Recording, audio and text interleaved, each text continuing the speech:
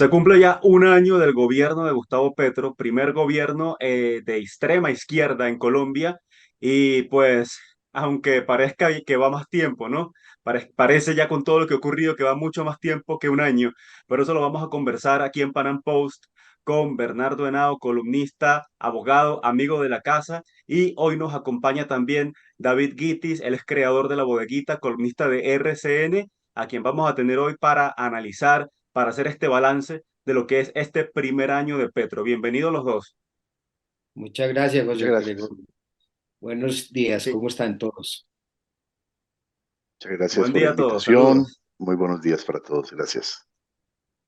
Para que comencemos, luego vamos pues ya conversando ya de una manera más fluida, pero quiero que para que vamos encaminando un poco la conversación, quisiera que empecemos hablando de qué es lo que ha hecho y lo que no ha hecho Petro en este primer año, que pareciera que es más lo que no ha podido hacer, que quisiera, pero no ha tenido la fuerza o el músculo político para hacer,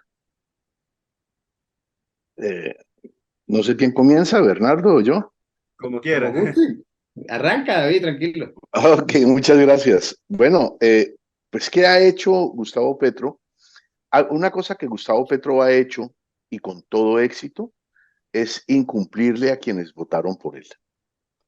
Eh, Cuando Gustavo Petro hablaba de el cambio, lo único que cambió pues fueron los nombres, pero ellos se quejaban de que los ministerios estaban llenos de hijos de otros ministros o de hijos de políticos amigos. Llegaron ellos a traer el cambio y vemos nuevamente los ministerios llenos de amigos de los políticos, hijos de los políticos, esposos o esposas de los políticos. Eh, Ellos decían que con el gobierno anterior las embajadas y los consulados estaban llenas de personas no calificadas. Llegaron ellos y trajeron el cambio. Sacaron a Es esas el caso de personas no Guanúmen, ¿no? calificadas. Guanúmen y Sí, la familia de Guanúmen, por ejemplo. claro, exactamente. Y sacaron a estos que no estaban calificados y trajeron a otros que están menos calificados todavía. Mira, por ejemplo, nuestro flamante embajador en Nicaragua, que fue detenido cuando era, León Freddy eh, re- Muñoz. claro, que fue detenido en el aeropuerto de Medellín con 160 gramos de cocaína. O tenemos otros nombres así que ahora ya no vale la pena mencionarlos. Me imagino que la opinión pública los conoce muy bien. Tenemos nuestro flamante embajador en Venezuela, que todavía no sabemos si sigue, si no sigue, igual que la ministra, que no sabemos si renunció o no renunció, o Laura, que no sabemos si se fue o no se fue. Entonces, el, lo primero que sí ha hecho el presidente, y nuevamente con todo éxito, es incumplir sus compromisos de cambio.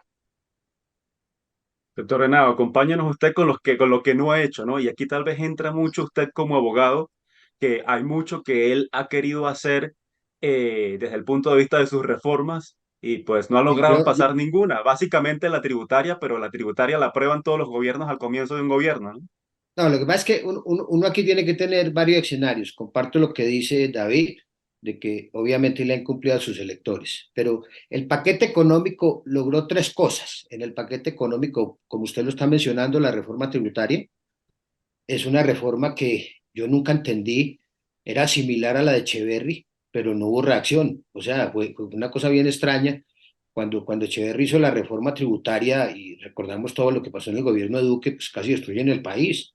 Cuando pues, se presentó la primera iniciativa de reforma que se quería toda la reacción, pues se vino, todos los daños ya lo recordamos y se justificó toda esa movilización que le hicieron al presidente Duque. Pero cuando viene este gobierno y nombran a José Antonio Campo, que supuestamente esperanza tranquilizadora de los mercados y todo, pues siempre como corresponde todo gobierno que se respete, pues trata de buscar una reforma tributaria y esta lo presentó. Y esa reforma, por supuesto, se tramitó y salió de una manera precipitada y tiene más de 32 demandas. En este momento se están resolviendo varias de ellas, pero la más delicada es la que tiene que ver con los asuntos de regalía y minero, que ya en la audiencia que se dio previa, que se acaba de escuchar a los abogados demandantes, me temo que ahí va a haber un problema difícil de que pueda sostener el gobierno esa reforma y yo creo que se le va a caer. Y yo creo que el ministro Bonilla es consciente de eso. Entonces, digamos, esa reforma, en ese afán de sacarla, corrieron y no cumplieron los trámites y en la conciliación no dieron eso. El segundo tema financiero que él sacó adelante fue la ley del plan, una ley del plan similar a lo que ocurrió con la reforma tributaria. Y en esa ley del plan, pues nos hicieron los goles más grandes a toda la sociedad colombiana y él sacó su aprobación, pero también como la reforma tributaria, hay muchas más demandas contra ella sobre la base de cómo fue la tramitación que hizo en el Congreso de la República. Y la tercera, digamos, que tuvo fue una adición presupuestal que quería y requería. Digamos, de resto, las iniciativas que presentaron en el Congreso, se le cayeron muchas y la clave, digamos, la de la salud no la logró sacar, quedó, digamos, para seguir en este debate esta legislatura que comienza. La pensional, pues, está en similares términos, pero la laboral se cayó y desde luego uno dice, ¿cómo trabaja el gobierno? Pues se la pasa viajando, y yo no sé así cómo se gobierna. Es que es impresionante lo que se ha dado de viajes del gobierno, tanto del presidente Petro como de la vicepresidenta. Y todos los problemas internos que tiene este país, entre ellos que logró sacar adelante la paz total, la 2272, que es la otra reforma que sí le pasó, pero tiene unas demandas grandes. Ya se están escuchando las intervenciones en la Corte Constitucional y me temo también que se va a caer. O sea que hubo un afán y una precipitud, todas las presentó. Yo nunca había visto una avalancha de tantas reformas como las que él anunció, pero el balance legislativo para él fue muy regular. Fueron muy pocas, esas tres escasamente que le pasaron. Pero aquí lo que hay es que no hay gobierno. Aquí cada ministerio se maneja como a bien tenga. Y el ministerio, por ejemplo, de la defensa es un completo desastre. Aquí trajeron al ministro Velázquez para hacer era una purga en el ministerio y casi saca más de 90 oficiales superiores. Yo no creo que eso sea un balance positivo para un ministro. Es un desastre y si vamos a mirar lo que está ocurriendo en orden público, territorialmente, se está perdiendo un gran espacio en Colombia, que eso va a ser gravísimo frente a las elecciones que se avecinan. O sea, esa cartera en la gestión del ministro cumplió con hacer la purga, pero de resto ni hablemos, o sea, un desastre. Claro, en este año es evidente no solamente el hecho de que él no ha logrado mantener una coalición firme, sólida o tal vez leal como él pensaba, logró que algunos partidos que se suponían de centro derecha, que incluso habían hecho gobierno con el expresidente Iván Duque, lo apoyaran y comenzó con una aparente alianza dentro del Congreso, pero que le demostró que no le era totalmente incondicional. Pero aparte de eso, no es solamente en el legislativo, no solamente en el Congreso, sino también es, si no me equivoco, el gobierno que en su primer año ha cambiado más ministros, ¿no? Bien por renuncia, por destitución, por distintas razones. La cuenta, si no me equivoco, van 11 ministros y 12 si contamos también a la jefa de gabinete de Laura Sarabia. Y la EFM de RCN dijo recientemente que se esperaban 3 o 4 cambios más para el 7 de agosto. ¿Cómo puede avanzar? ¿Qué dice esto de un gobierno en su primer año, David? Bueno, yo estoy viendo aquí un copy-paste. Cuando el actual presidente fue alcalde, fue exactamente igual. No eran ministros, eran secretarios. Pero eso era cambio de secretario, eso era cambiarse de secretario como cambiarse las medias. Eh, no hubo secretarios que le duraran mucho tiempo. De hecho, recordemos que su primera renuncia importante fue precisamente Navarro Wolf, como secretario de gobierno de la alcaldía, eh, y era muy cercano. Entonces estamos viendo esto mismo ahora acá como presidente con los ministros. Eh, Además, condimentado con las capacidades de algunos ministros para desempeñar sus cargos, como la señora Irene, ministra Sí, Irene de Vélez. Minas, pues que uno dice, por Dios, ¿cómo es que vamos a poner a una señora que es filósofa a manejar un ministerio tan técnico? O sea, cambiamos nosotros del ministro Mesa, que tenía Iván Duque, en el Ministerio de Minas por la señora Irene Vélez, pues que nadie niega que ganó el concurso de cuento corto y era nadadora de nado sincronizado, entre otras cualidades muy importantes para la vida social, pero de pronto para manejar un En el ministerio Ministerio tan de Minas. importante, Ministerio de Minas. Y así hay varios que también conocemos. Entonces, eh, los ministerios manejados por personas incompetentes, pues definitivamente se van a ir desmoronando. Y nuestro ministro de Defensa, como mencionaba Bernardo, es una persona que tiene al país, o sea, la patria está indefensa con este ministro de Defensa. Definitivamente es una persona a quien pues Petro le está pagando favores. Y eso es lo que está sucediendo con los ministerios. No hay personas capacitadas, sino favores que están siendo pagados. Y redondeando con lo, ya para terminar aquí, eh, vamos a seguir viendo esto. El mismo, el mismo exministro de Educación, cuando era candidato, eh, en una entrevista, dijo Y exactamente Alejandro esto. Gaviria. Sí, justo Alejandro tenía en Gaviria, mente. exactamente como un oráculo. Lo dijo, lo pronosticó, o sea, el nuevo Nostradamus, tal cual lo dijo, está sucediendo. Pero yo Doctor quiero Henao, completar se quedó corto Alejandro Gaviria. Se quedó algo. corto.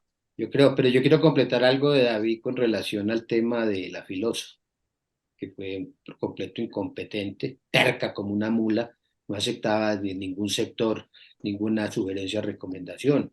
Y es la ruina en que puso a la empresa Ecopetrol en más del 33%. O sea, uno llevar una industria a decir que quiere acabar con la economía soportada en el petróleo y en los combustibles fósiles, hizo un daño de una magnitud que todos los miles de accionistas se perjudicaron y no se diga la compañía que perdió su valor. O sea, ese daño tan grande que cometió esa ministra, por mucho menos, quién sabe, en otros países la tendrían, quién sabe en qué situación. O sea, este daño tan grande que presentó el país, yo no veo cómo se va a resarcir y es culpa de ella. Y por supuesto, persisten, insisten en algo que no tiene la vocación de este país. O sea, nosotros sí tenemos una vocación carbonífera, pero no tenemos una vocación petrolera. Las reservas nuestras, pues con el tiempo se irán agotando, pero se empeñaron en una situación de buscar una política que por supuesto no les va a dar éxito, pero se han arruinado demasiada gente. Y eso sí es un balance desastroso frente a esa cartera de lo que es Irene Vélez y desde luego lo que fue la paralización en los contratos de exploración y eso hizo que las compañías se fueran retirando del sector petrolero. O sea, yo no había visto en mi tiempo de valorar carteras ministeriales una ministra más dañina que lo que fue esta Irene Vélez y todavía no sabemos si se fue o no se fue, porque yo la vi esta semana en sesionando y firmando decretos como que diera cuenta que todavía sigue en el gobierno.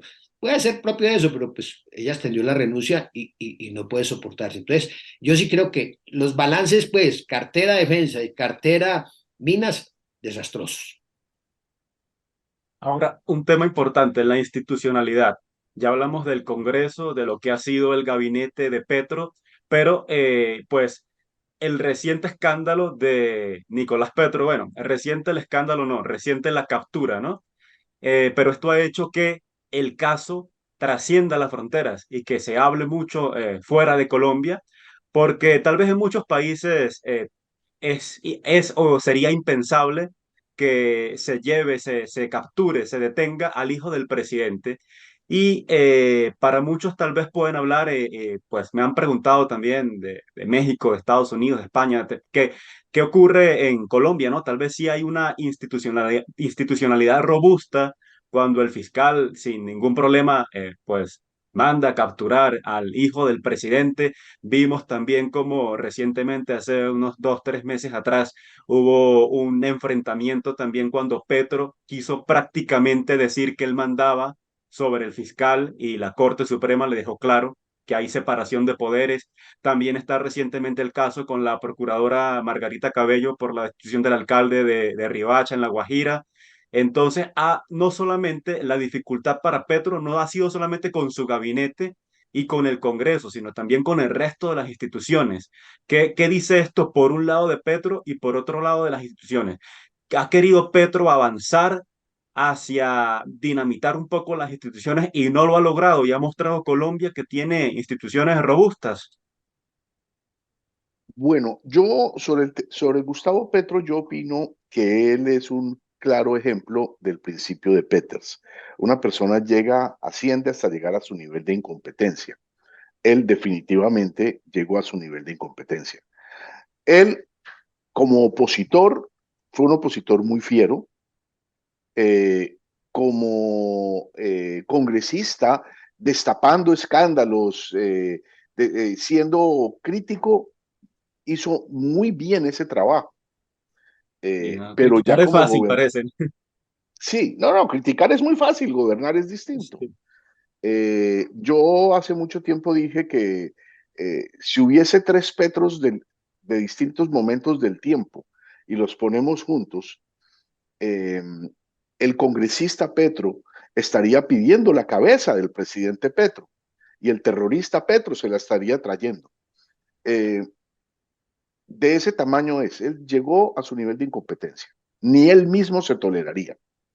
Dicho esto, las instituciones en Colombia, que son las que tenemos que defender definitivamente, porque al final de los 4 años, cuando él se vaya, hay que reconstruir al país, porque definitivamente va a quedar muy golpeado, esperando que se vaya.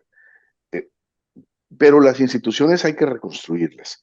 La fiscalía, gracias a Dios, está en buenas manos y el escándalo actual le está demostrando. La fiscalía está obrando como debe obrar, investigando a una persona sin importar su apellido, así como tiene que ser. Eh, Me preocupa mucho el tema de la terna, porque él tenía que mandar la terna para escoger al fiscal, lo tenía que haber mandado en diciembre.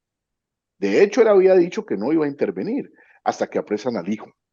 Y cuando apresan al hijo, él sale corriendo y manda la terna, como recordando que él es el presidente, que tiene poder, y tratando de evitar que se hable mucho de ese tema, buscando cómo ocultarlo. El tema de Creo la que no iba a terna, si quieren, intervenir, ¿no? Pero parece que esa fue como una intervención solapada. exactamente. Lo que pasa, perdón, le meto la cucharada. No, Lo que pasa es que, si ustedes recuerdan, Petro desde su comienzo de su gestión con las altas cortes tuvo un comportamiento netamente agresivo. Dejó cambiar inclusive la norma para que toda la vida se le daba posesión por parte del presidente a los magistrados y él quiso y pretendió delegar eso y los dejó plantados en varios sectores inclusive en una comida que estaba programada dejó de concurrir. Fueron muchos los agravios que les hizo Petro al sector de la justicia y ese comportamiento de él, para que siga bien lo que está analizando, pues también tiene mucho que ver con una manifestación totalmente permanente en lo que va de un año de gobierno, y es el incumplimiento a todo. O sea, impresionante. Uno no encuentra sino citas que se cancelan, deja plantadas a las personas, es aterrador, es impresionante en Europa inclusive, empresarios que ha dejado plantados, ese es el colmo. O sea, es un gobernante irrespetuoso, es un gobernante que con la gente que debería tener un trato por el beneficio del país, lo que hace es dejarlos plantados. Entonces, sigue David. Gracias, gracias Bernardo. Resulta pues que hay situaciones, eh, volviendo al tema de la terna, que el señor no debería estar haciendo, aun cuando no está impedido, aun cuando él no está impedido, pues porque definitivamente la Constitución solamente contempla un mecanismo para escoger al fiscal y es a través de una terna presentada por el presidente. Tengamos en cuenta que el periodo del fiscal todavía le falta casi 6 meses. Entonces, mandar la terna con tanta anticipación, eh, está tratando de marcar territorio, ¿sí? Y pues los que tenemos perritos sabemos a qué nos referimos cuando Sí. hablamos de eso. Los perritos quieren mostrar muy territoriales. Entonces, pues él está intentando mostrar que él es el patrón, que es lo que ha tratado de mostrar antes y que la Corte Constitucional ya lo puso, ya lo metió en cintura. Em, con el tema de la Procuraduría, él ha tratado de venir también a decirle a la Procuradora qué puede hacer y qué no puede hacer. Recordemos que él defiende mucho eh, este tema de que a los elegidos por voto popular no se les puede sancionar. Es como si el voto popular fuese sinónimo de impunidad. Y él lo disfruta mucho porque cuando fue alcalde y fue suspendido, destituido, perdón, no fue suspendido, él fue destituido por la Procuraduría. Lo que pasa es que fue restituido después porque pues Colombia tenía que seguir los lineamientos de la Corte Interamericana, de la Comisión Interamericana de Derechos Humanos, entonces el presidente Santos lo restituye. Entonces él defiende mucho esa impunidad escondida detrás de votos, que a mí me Y parece que es cualquiera le inapropiado. preguntaría ahí, ¿no? Si quiere ser consecuente y coherente con la defensa, ¿por qué no le hace ese reclamo a su amigo y vecino Nicolás Maduro, ¿no? Donde están inhabilitando candidatos a, de hecho, además de María Corina Machado, Enrique Capriles, Superlano, es decir, los tres candidatos en línea que están en para las elecciones primarias de primero, segundo y tercer lugar, los tres están inhabilitados. Correcto. Es Se que, leyó pues, en su caso un tuit, lanzó un tuit cuando se ratificó esta inhabilitación ilegal a María Corina, pero muy vago, muy general, pero ¿por qué no ha hecho entonces el reclamo más directo, no? a mí me gusta mucho, yo soy muy dicharachero, Bernardo me conoce hace bastante tiempo. Hay un dicho que a él le aplica muy bien y es que él es muy bueno para ver la paja en el ojo ajeno, pero no ve la viga en el propio, ¿sí? Él es muy bueno para señalar los errores de otros, pero es excelente para ignorar los propios. Y el tema de la terna del fiscal todavía pues, acaba de comenzar. Para mí es una cortina de humo para tratar de esconder lo que está pasando ahora y para tratar de sacar de la mesa el tema de si él debería o no debería mandar la terna. En mi opinión, él tiene no el derecho, o sea, él tiene que obedecer el mandato de la ley porque en la Constitución dice que la única forma de escoger un fiscal es una terna enviada por el presidente. Cuando él dice, para lo de mi hijo, nombren un fiscal ad hoc, ¿cómo se nombra un fiscal ad hoc? En la Constitución no dice. Entonces hay que seguir el mismo procedimiento que para nombrar fiscal, y es que él tiene que mandar una terna. De hecho, hay bastantes trinos viejos de él criticando cuando Duque mandó una terna para, para nombrar fiscal ad hoc. Entonces yo no soy abogado, Bernardo sí lo es, y espero que me corrija si estoy equivocado.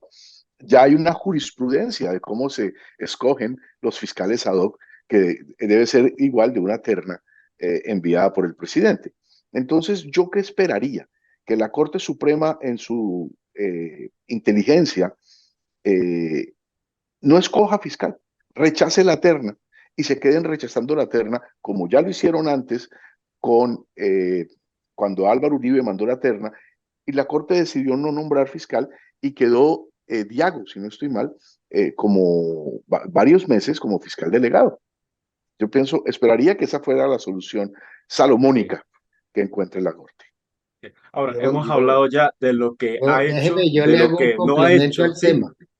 sí, A ver, la Procuraduría, como bien lo explicó David, fue la que actuó y tomó una determinación que él no quiere cumplir. Pero lo que Petro está haciendo es presuntamente prevaricando, porque es que a él se le olvida algo, él se quiere soportar diciendo que cumple con los tratados internacionales y que cumple con la Comisión Interamericana. Pero es que resulta que la decisión que trajo a colación David, aquella que lo restituyó, conllevó a que aquí en Colombia se adoptara una modificación a la Procuraduría y desde luego se estableció que efectivamente podía tener fines judiciales y que podía adoptar esa clase de medidas. Esa decisión de la Procuraduría, que le quedó esa investidura de que se asimilaba a una actuación judicial, fue avalada por la Corte Constitucional. Y eso lo está desconociendo abiertamente el presidente con relación a lo que pasa en La Guajira. O sea, ahí hay, si se quiere, en la práctica, un fenómeno de un golpe de Estado a la Procuraduría en cuanto que no acata el término de orden de suspensión que dieron al gobernador y no lo quiere cumplir y lo tiene que cumplir. Entonces ahí es donde uno ve el proceder de Petro, pero a uno no le extraña, porque él está actuando vengativamente contra la Procuraduría. Él quiere desaparecer la Procuraduría, él nunca ha gustado la Procuraduría. ¿Por qué? Porque lo destituyó. Es así de sencillo. Ese era el malestar de Petro y él iba a obrar eso. Pero en este momento, en las situaciones en que se ha visto con la doctora Cabello, pues está pisando la ley de una manera por completo irregular y por supuesto vamos a ver cómo se desatina esto. Entonces, volviendo a los temas de justicia, pues uno sí ve que este gobierno pues ha tenido muchos reproches en lo que se ha venido dando y es por lo que decía ahora que quiso ser o mostrarse como jefe del fiscal, jamás. O sea, eso es independiente de la rama judicial, es independiente de la rama del Ejecutivo y es independiente de la rama del Congreso. Pero él no, él quería presentarse de esa manera. Entonces, si uno mira la situación de él frente a lo que está en la terna, pues tiene el legítimo derecho de presentarla ahora o en diciembre, como era la costumbre. Eso es de ahí. Lo que pasa es que, como lo dicen algunas personas, hoy lo comenta Juan Manuel Charri en su columna, que cómo le queda de bien o de mal proceder a hacer esa asignación o esa designación en este momento, cuando su jefe de gabinete, su hijo, el hermano, y todo lo ha rodado un escándalo que lo hace no merecedor, digamos, a que haga adelante ese tema, pero uno lo comprende porque está jugando una carta demandando un mensaje. Y las personas que designa allí tienen claro mensaje y lo están mandando para las fuerzas militares. Es que si uno mira la terna cómo está escogida y mira las personas que propone, hay un clarísimo mensaje y eso demuestra la inteligencia de él. O sea, yo sí creo que está jugando una carta supremamente delicada. No creeré que esta va a ser ¿cómo se llama? La terna final que quede.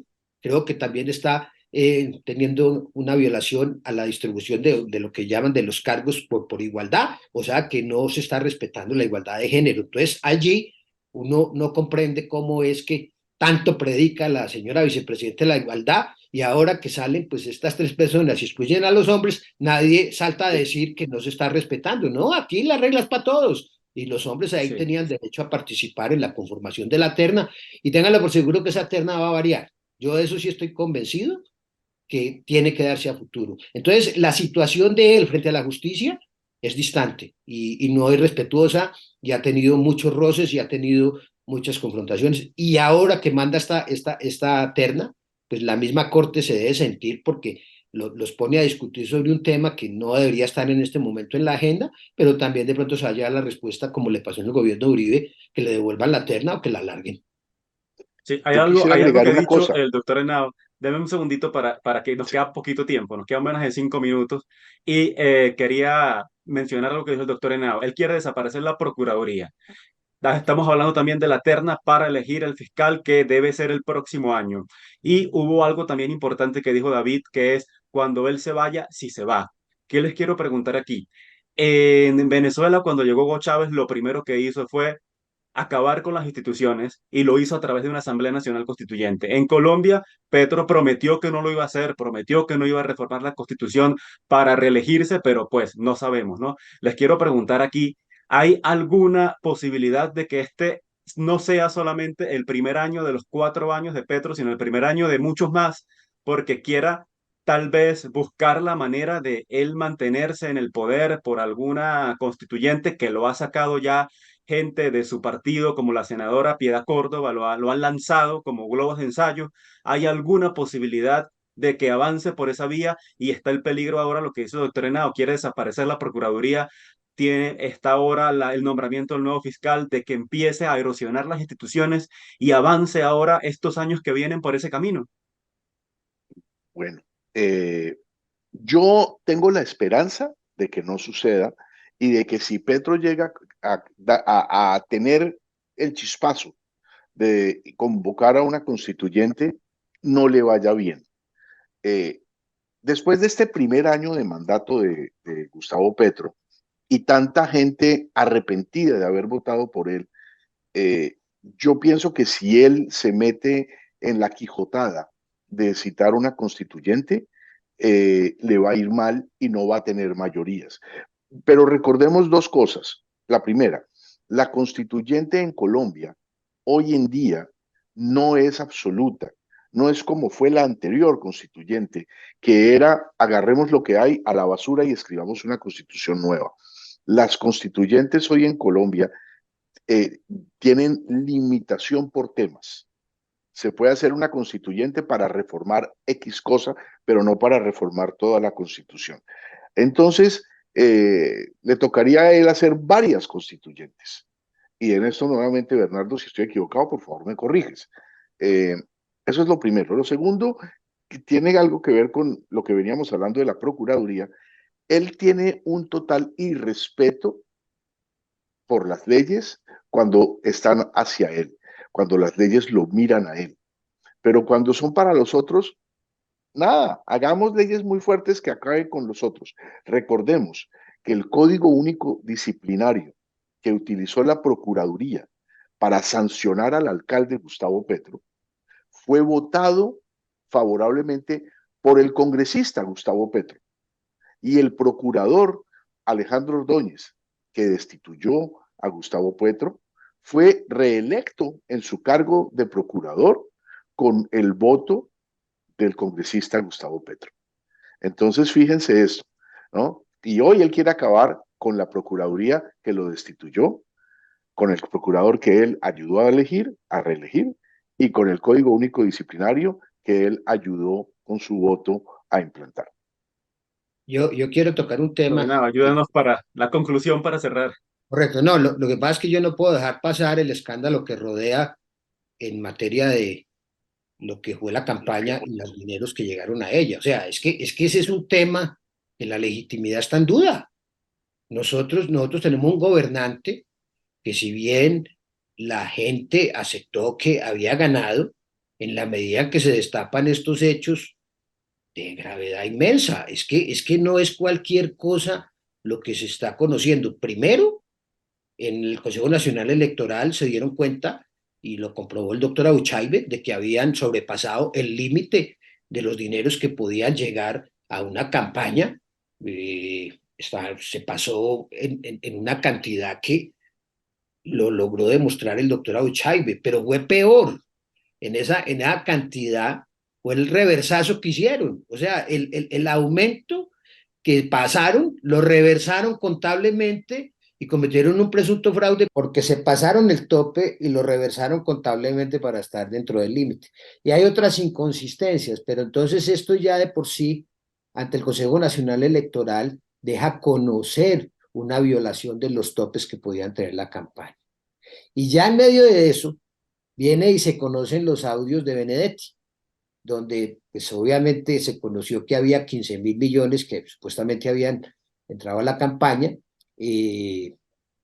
Hoy todavía no se tiene claro dónde fueron a parar esos dineros, pero en gran parte, según lo mismo expresó en esos audios, era en el Chocó, que se había logrado dar un apoyo allí fuerte a la campaña, y si ustedes recordarán, la elección la obtuvo bastante favorable él en la diferencia de votos corta, por lo que ocurrió particularmente en el Chocó y en la costa atlántica. Entonces, el señalamiento de Benedetti, que es un vaivén de sube y baja, con las experiencias que tienen, que en ese momento estaba iracundo porque no lo atendieron y quién sabe en qué otra situación se encontraba, pues llevó a esta condición, y ahora pues estamos en ese tema.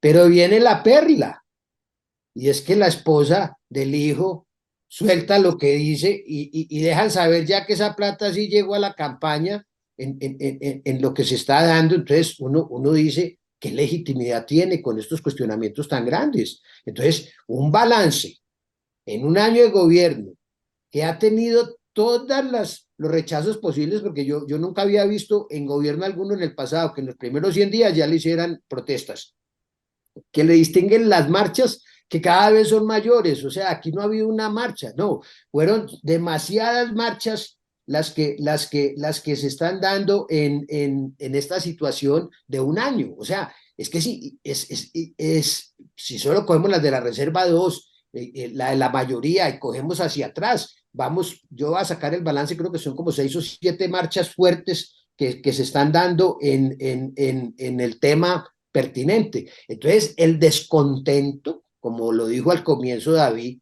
es de la gente que votó por él, que quería un cambio y que lo único que se dio cuenta es que aquí no hay cambio. Aquí lo que se dio fue un reparto burocrático, un retroceso y un agravamiento del bolsillo de los colombianos, porque es que el tema de la gasolina, como lo manejaron en este gobierno, desastroso y lo siguen manejando. O sea, la canasta familiar de los colombianos, así traten de explicarle que la economía ha mejorado o algo, lo cierto es que el bolsillo no le alcanza a la gente para comprar.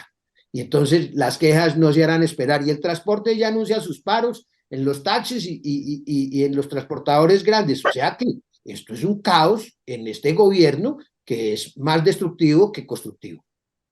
Eso que Quisiera comentaba el agregar doctor algo, Henao es muy importante. Sí, adelante. sí, quisiera agregar algo que es muy importante también sobre lo que mencionaba Bernardo.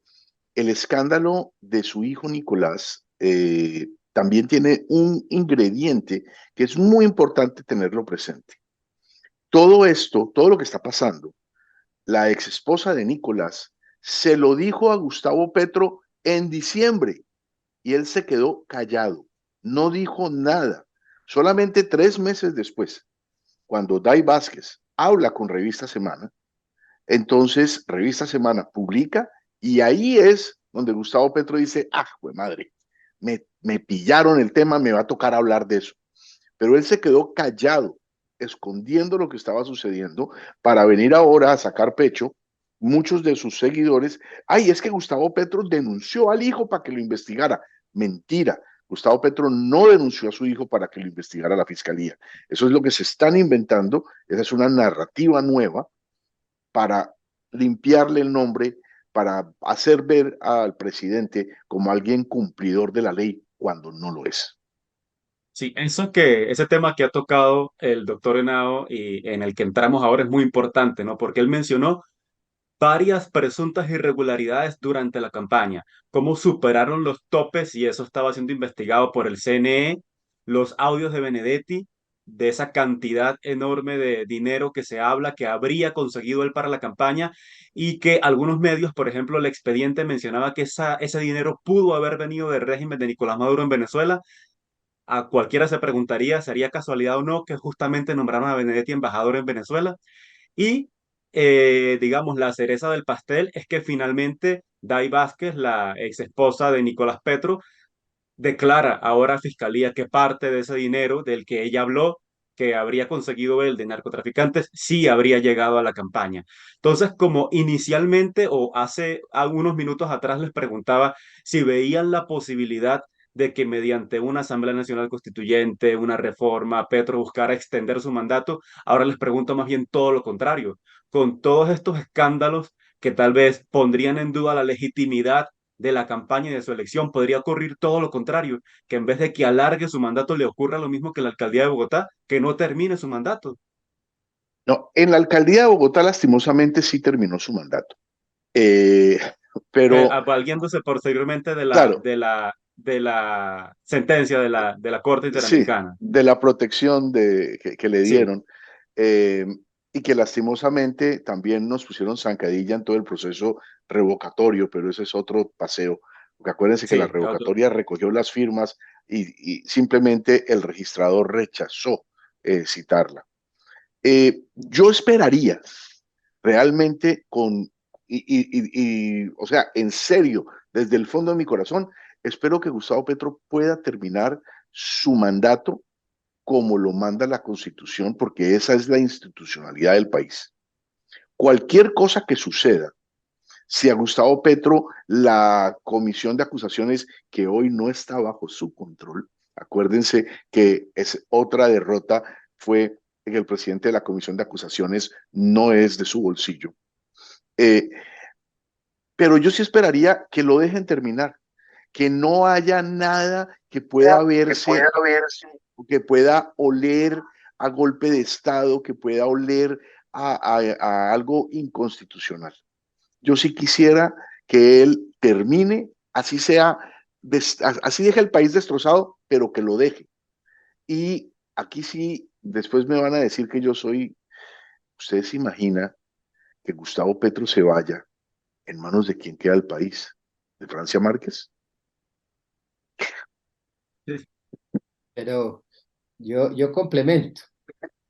Partamos de una premisa que si en el Consejo Nacional Electoral se determina y se confirma ya en decisión de fondo que hubo violación de todos los topes sobre el tema que estamos hablando, eh, indiscutiblemente tenemos que llegar a la conclusión de que tanto la elección de él como la elección de ella no puede ser de recibo en el momento que llegara a pasar, pero como el Consejo Nacional Electoral no tiene facultad para poder revocar a un presidente, puede revocar a cuerpos colegiados, diputados, eh, gente, concejales y todo, pero no tiene la atribución para poder revocar un mandato presidencial, le va a tocar, si lo comprueba, darle traslado a la comisión de acusaciones. O sea, vamos a volver a llegar al origen y entonces aquí va a ocurrir lo que hizo Cancino en su momento cuando defendió a Samper,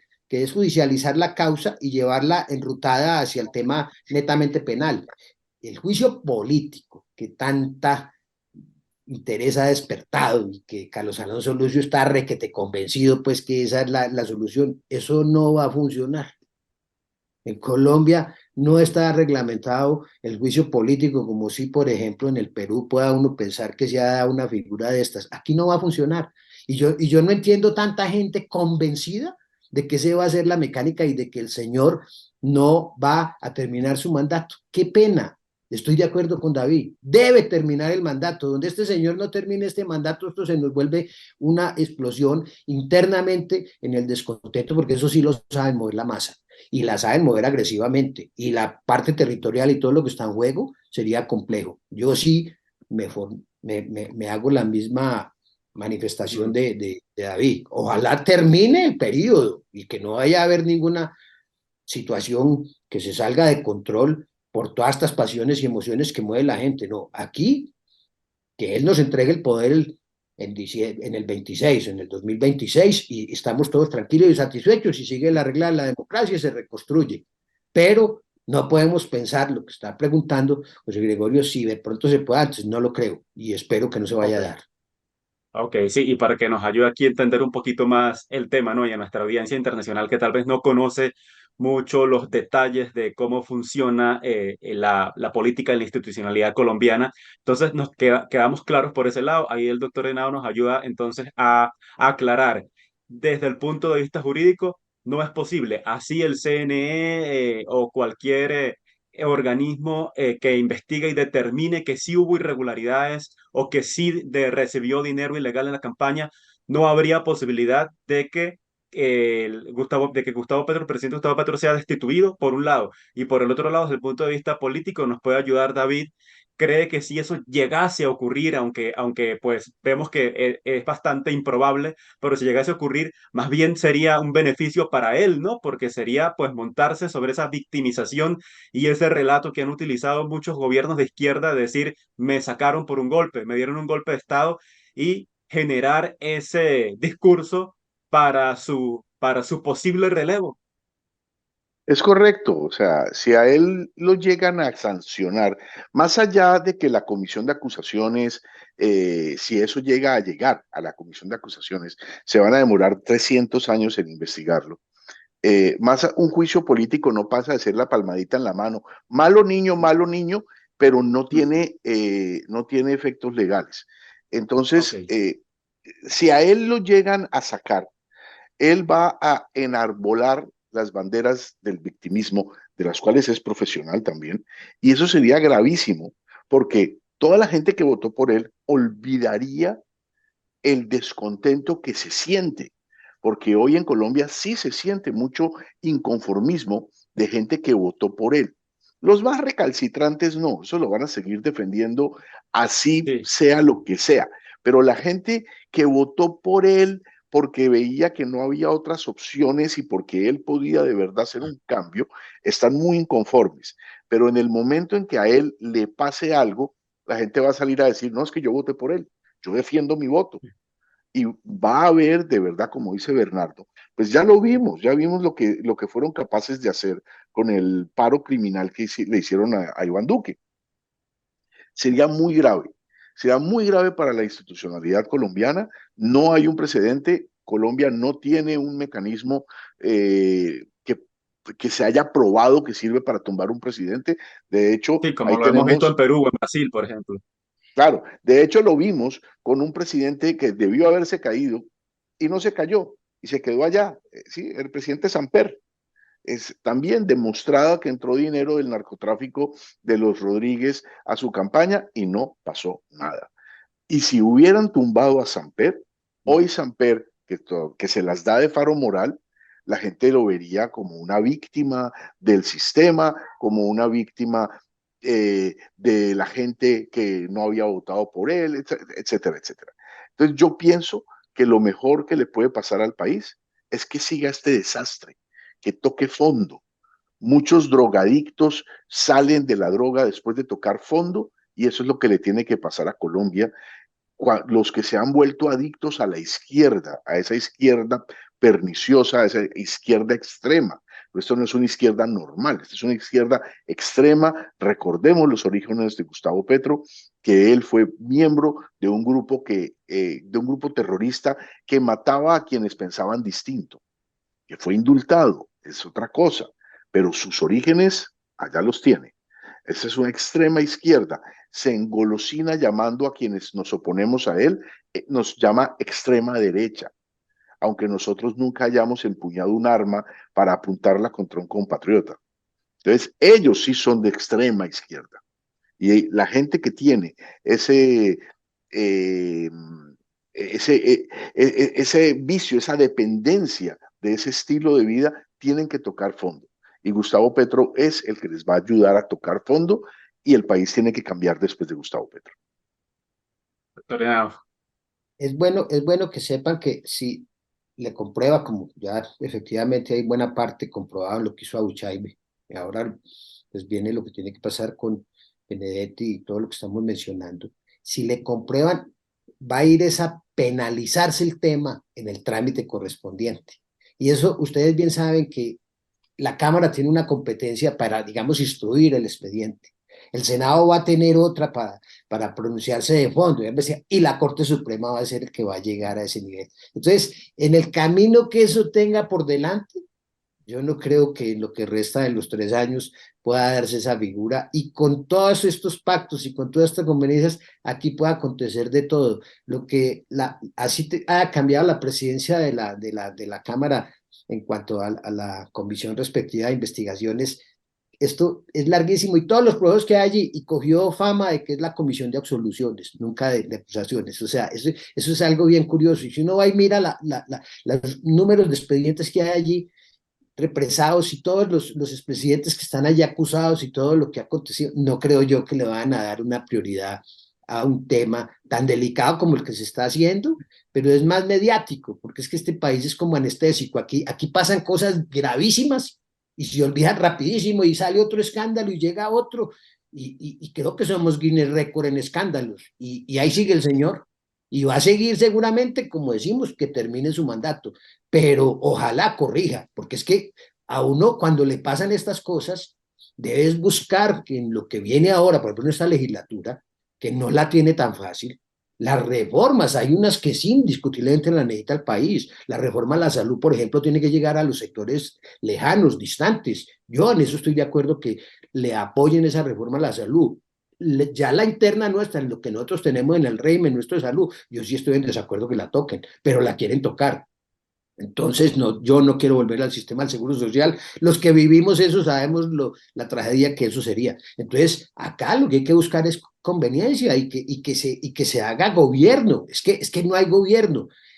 Ahora lo que está pasando y uno mira esto, es que realmente ahora sí está llegando el petrismo a los puestos claves, porque antes había una serie de repartos burocráticos y de gente no muy bien escogida. Ahora están queriendo recomponer el gobierno, va a haber otra crisis, son demasiadas crisis en un año, y mientras uno esté cambiando ministros por doquier, pues es gravísimo. No se le olvide lo que pasó con la ministra del Deporte, ese es un pésimo balance. Una señora que saliendo firma 236 contratos por miles de millones, que ya obviamente uno mira hasta dónde llegó, pues no va a decir ellos que combatían la corrupción, ahí tienen un claro ejemplo de eso, y él la tuvo que destituir, porque ella le entregó la carta, pero él le tocó destituirla cuando se dio cuenta cómo había procedido, y eso es en el gobierno de él, aquí no se lo pueden dilgar al gobierno Duque, no se lo pueden dilgar al gobierno Uribe, y hay muchas más aberraciones que se dan en ese tema, y desde luego nosotros sí queremos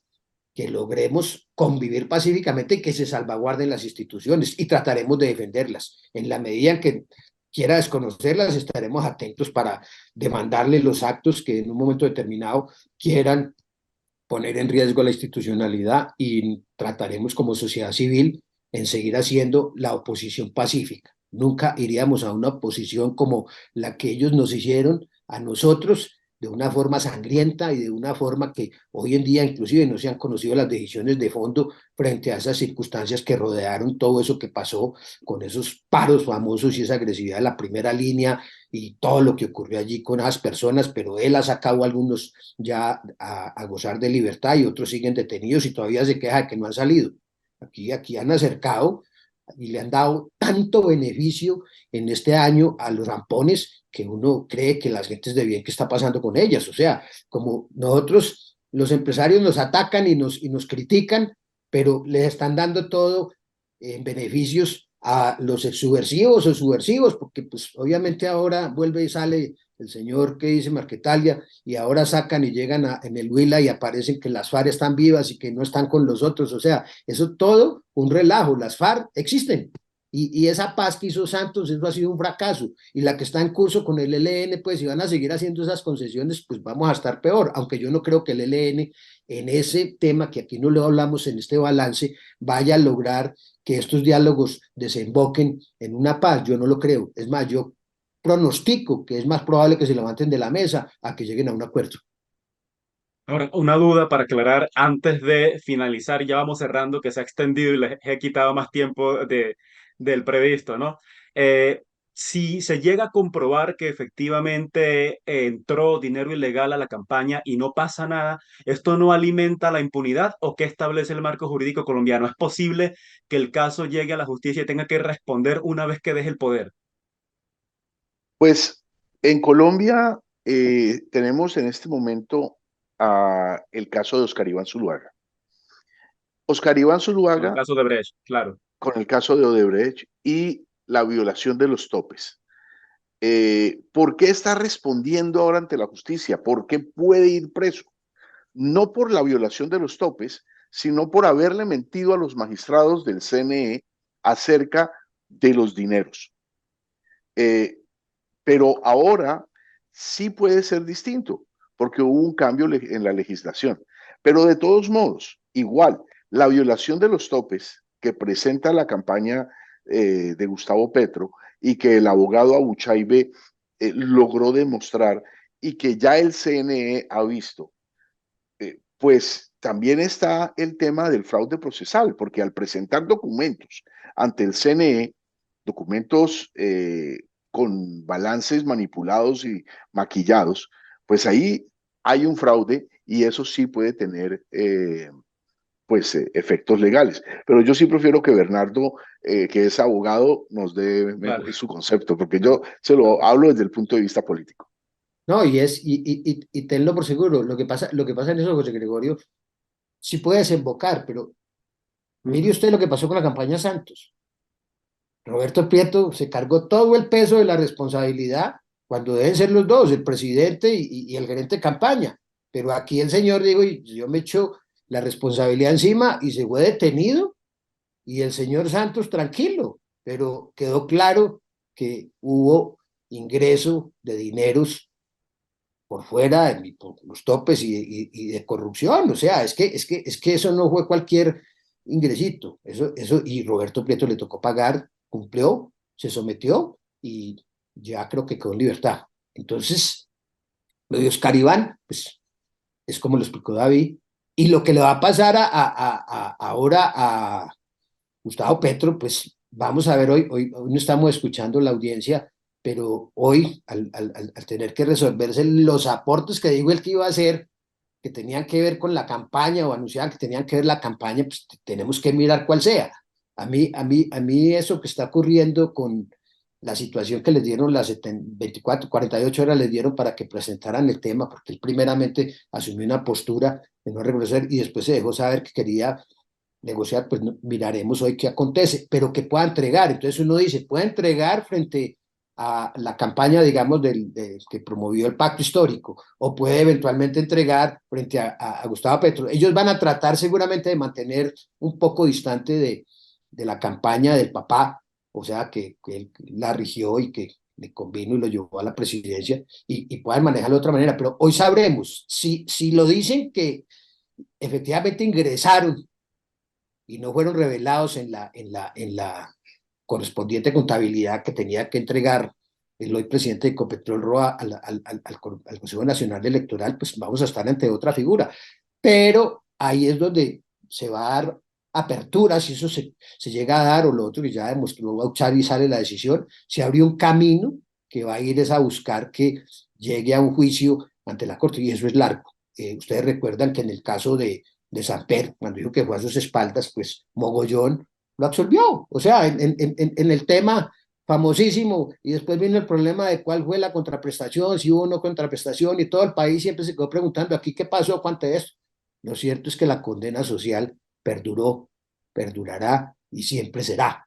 Así no haya una sentencia judicial que diga que pasó eso que todos conocemos en el 8000. Entonces, hoy Gustavo Petro está en una encrucijada muy grande y yo creo que sí pueda llegar a terminar a ser judicializado finalmente como está dado estos temas, y no creo yo que ahora guardar silencio como lo está haciendo Benedetti pueda borrar unas declaraciones que se hicieron notorias, públicas y que todo el país conoció, y eso ya llevó a que mucha gente en Colombia, por no decir una gran mayoría de Ocaito a Colombia, sabe que efectivamente está contaminada la campaña.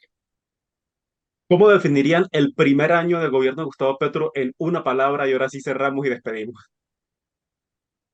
Desastroso.